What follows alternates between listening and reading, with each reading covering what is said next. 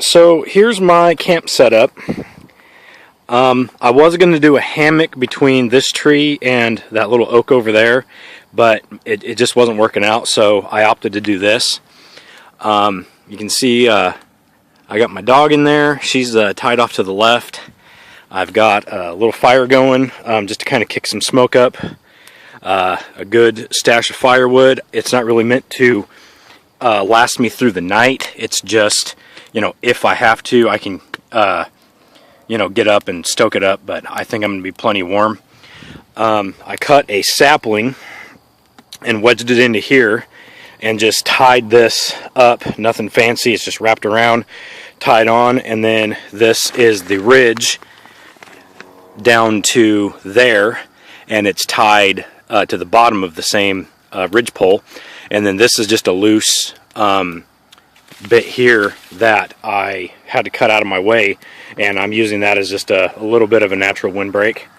The corner here is just tied to a rock, then rolled and pressed down, and then I've got some other rocks just laying there, and the back's the same way. Right there by the dog is just I've got a line tied to a tree and then just a heavy rock sitting on it. I have a blend of wool and polyester. This is a very warm blanket. It's actually called a disaster blanket. And under that I have just a temp or a kind of a cheap Mylar blanket and a couple of garbage bags filled with leaf debris. And that's pretty much it. I expect to be pretty warm and toasty. This is called a plow point configuration. Also, some people call it a ninja shelter, whatever. But the wind is coming this way, so absolutely no wind is getting into the shelter. Like I said, if I have to, I can stoke the fire, warm myself up, and but this blanket, I've already tested it. It's only supposed to get down to maybe 45, and I've had this blanket in a room that was colder than that.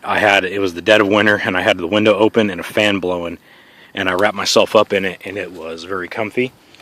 I'm using this in a triangle configuration, so I've got a point here folded over, and the other point down there folded over, so I can tuck my feet into a pocket, and then I've got both of these corners that I can actually wrap up in.